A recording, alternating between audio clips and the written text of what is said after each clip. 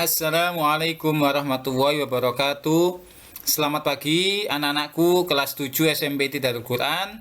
Alhamdulillah pada pagi hari ini bertemu kembali dengan Pak Mutakin pada mata pelajaran Pendidikan Agama Islam dan Budi Pekerti. Pada kesempatan pagi hari ini kita akan melanjutkan tentang materi ataupun bab yang ke-10, yakni hijrah ke Madinah adalah sebuah kebanggaan. Ya. Sebelum kita melanjutkan materi, mari kita berdoa kepada Allah. Semoga kita diberikan oleh Allah ilmu yang barokah, ilmu yang manfaat, dan juga dijauhkan dari segala macam musibah dan bencana. Amin ya robbal alamin. Bismillahirrahmanirrahim. Raditu billahi rabba wa bil islami dina wa bi muhammadin nabiyya wa rasula. Rabbi zidni ilma warzuqni fahma waj'alni min ibadika sholihin. Amin ya rabbal alamin. Nah anak-anak, sebelum kita melanjutkan materi, senantiasa Pak Mutakin ingatkan kepada kalian ya, untuk selalu mematuhi protokol kesehatan dengan melaksanakan 5M, yakni memakai masker, kemudian menjaga jarak, mencuci tangan dengan sabun, yang keempat menghindari kerumunan, dan yang kelima mengurangi mobilitas agar kita terhindar dari penyebaran virus COVID-19. Amin ya robbal alamin.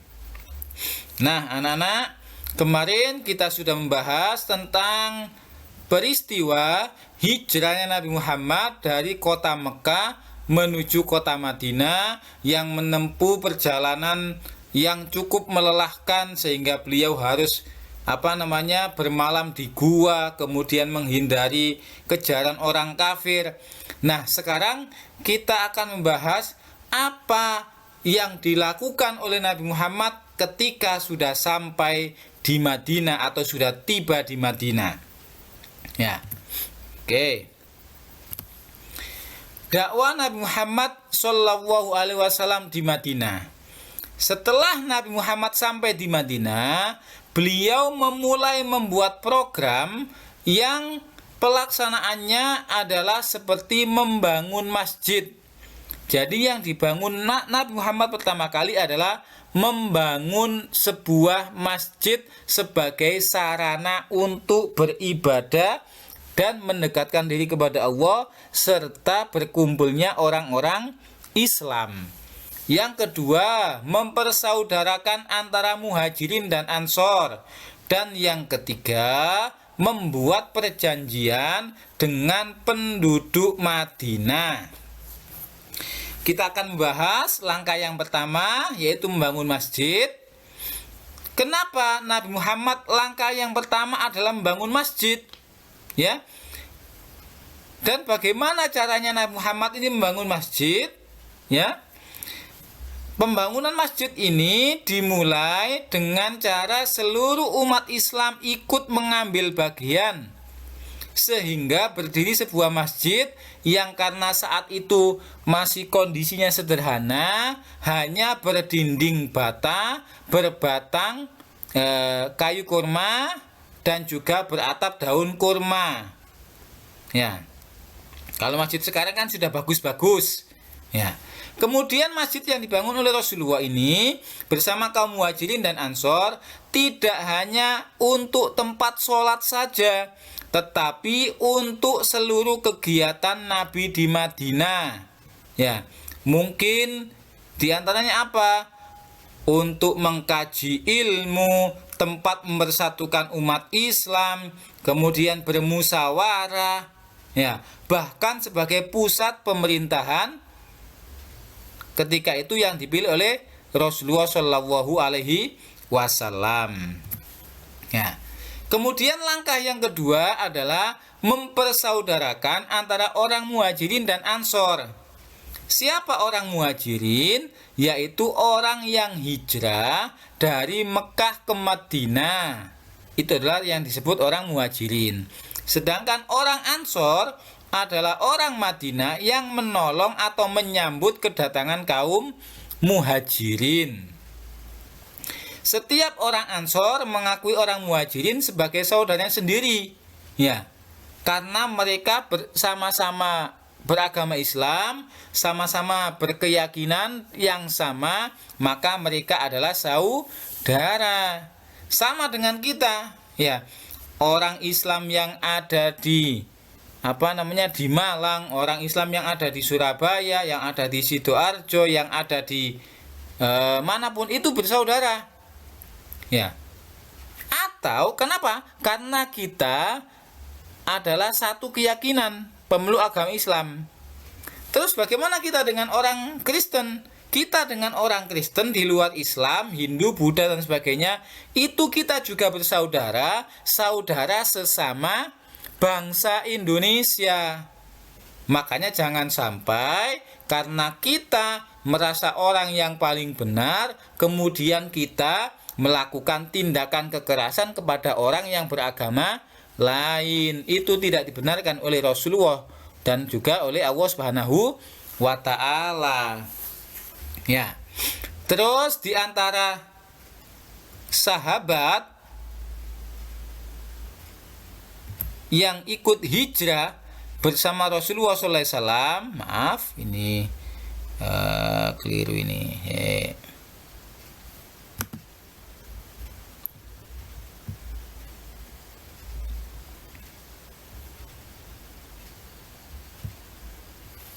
Ya, di antara para sahabat yang dipersaudarakan adalah ada Abu Bakar dari golongan Muhajirin dipersaudarakan dengan Kharijah bin Zuhair.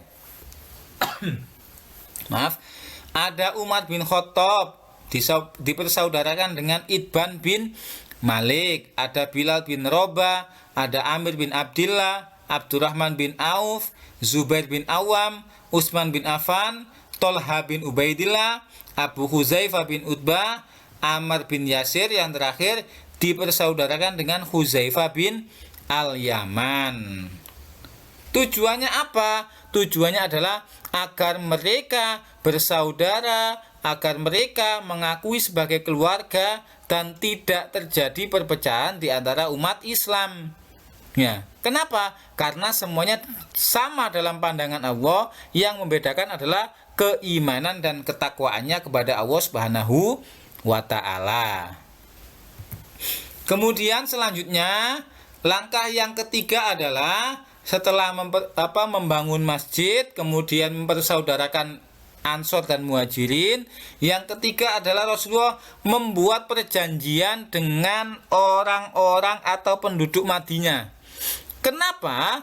Karena penduduk Madinah itu isinya, masyarakatnya tidak hanya orang Islam saja, tapi juga ada orang Yahudi, ada orang Majusi, dan ada orang yang beragama lain.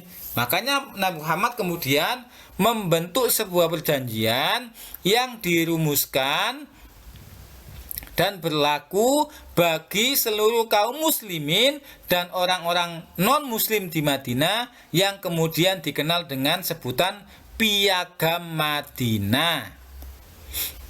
Isinya apa di situ? Isinya adalah kaum Yahudi bersama muslimin wajib turut serta dalam peperangan apabila negara Madinah atau kota Madinah ini digempur oleh orang lain, mendapat kecaman dari orang lain, dari negara lain, kota lain, maka seluruh penduduknya, baik orang Yahudi, orang Islam, wajib ikut mempertahankan kota Madinah dan ikut dalam peperangan. Ya, kemudian yang kedua, kaum Yahudi dari Bani Auf diperlakukan sama dengan kaum muslimin. Ya, tidak boleh dibeda-bedakan. Kemudian kaum Yahudi tetap dengan agama mereka. Mereka tidak dipaksa untuk masuk Islam. Kalaupun dari mereka ada yang kemudian tertarik dan masuk Islam dengan sukarela, dengan tidak ada paksaan, itu pun diperbolehkan. Ya. Dan yang terakhir sampai nomor 8, semua penduduk Madinah dijamin keselamatannya kecuali bagi yang berbuat jahat. Mau orang Islam berbuat jahat ya dihukum, orang Yahudi berbuat jahat ya dihukum. Kenapa? Karena mengganggu kenyamanan dari kota Madinah. Dan perlu kalian ketahui bahwa di Madinah tidak hanya orang-orang Islam saja yang tinggal, ya, tetapi masyarakatnya banyak yang berbeda kayak di Indonesia ini. Ya, ada 6 agama. Agar terjadi hubungan yang harmonis, saling menghormati, bertoleransi antar pemeluk agama yang lain, dan menjaga atau sama-sama menjaga lingkungan Madinah agar aman, maka adanya kesepakatan bersama, yaitu Piagam Madinah ini, yang oleh Ibnu Hisham kemudian disebut sebagai Undang-Undang Dasar Negara dan Pemerintahan Islam yang pertama. Jadi UUD yang pertama itu dirumuskan oleh Rasulullah di dalam rangka membuat perjanjian antara orang Islam dengan orang non-Muslim yang sama-sama mereka ikut andil di dalam menjaga ataupun mempertahankan Madinah dari serangan orang lain dan hal yang lain, ya. Yang termasuk isinya adalah perikemanusiaan, keadilan sosial, toleransi beragama, dan bergotong royong. Ya. Bolehkah bergotong royong? Boleh. Yang tidak boleh itu apa? Kalau masalah akidah, lakum dinukum waliyadin, ya. Tapi kalau masalah yang lain, jual beli, tolong menolong, tetap tidak usah mempermasalahkan agama. Ya. Mau menolong orang agama apa? Enggak usah. Ya, itu adalah kemanusiaan. Kecuali kalau hal-hal dalam akidah atau ibadah, maka tidak ada toleransi. Nah, yang terakhir rangkuman anak-anak. Yang pertama, hijrah itu artinya pindah. Hijrah Rasul adalah perpindahan Rasulullah beserta sahabat dari Mekah ke Madinah. Itu namanya hijrah. Terus kenapa sekarang itu banyak istilah hijrah yang populer, ya? Apa namanya? Kaum hijrah, ya.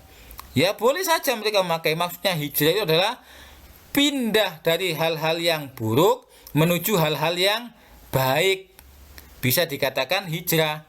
Kamu dulu masih kelas 7, mungkin anaknya masih bandel, anaknya masih tidak menurut orang tua, jarang sholat, tidak mau mengaji. Sekarang sudah kelas 8, menjadi anak yang penurut, anak yang rajin, anak yang berbakti pada orang tua. Nah, itu bisa dikatakan hijrah. Ya, dari hal-hal yang tidak baik menuju hal-hal yang baik. Kemudian yang kedua, cara meneladani Rasulullah adalah memahami bagaimana beliau bisa menyatukan penduduk Madinah yang berbagai macam keyakinan itu bisa dipersatukan tanpa ada pihak yang tersinggung ataupun tersakiti dan tidak ada yang dirugikan. Dan yang ketiga, apa sih penyebab Rasulullah hijrah itu? Yang pertama karena perintah Allah. Yang kedua karena serangan kafir Quraisy yang semakin meningkat. Dan yang ketiga karena ada harapan baru untuk mengembangkan Islam di Madinah. Yang keempat, Muhajirin adalah orang Mekah yang hijrah, sedangkan Ansor adalah orang Madinah yang menyambut kedatangan kaum Muhajirin. Kemudian yang dilakukan Nabi ketika di Madinah adalah satu, membangun masjid, yang kedua mempersaudarakan kaum muslimin dan Muhajirin dan Ansor, dan yang ketiga membuat perjanjian dengan penduduk Madinah yang dikenal dengan Piagam Madinah. Dan yang terakhir, perjuangan Rasulullah di Madinah dalam rangka mempersatukan umat Islam dengan umat yang lain adalah membuat perjanjian yang sangat monumental yang disebut dengan perjanjian Madinah atau Piagam Madinah. Nah, semoga menjadi ilmu yang bermanfaat. Apabila kalian ada yang mau ditanyakan atau belum jelas, silakan ditanyakan di grup WhatsApp. Mari kita akhiri dengan doa sesudah belajar. Allahumma inni astaudiuka ma'allamtanihi fardudhu ilayya inda hajati wala tansanihi ya rabbal alamin. Semoga menjadi ilmu yang bermanfaat. Pak Mutakin mohon maaf. Pak Mutakin akhiri wa wal muwafiq ila qomit thoriq. Subhanakallahumma wa bihamdika asyhadu alla ilaha illa anta astaghfiruka wa atubu ilaik. Wassalamu alaikum warahmatullahi wabarakatuh.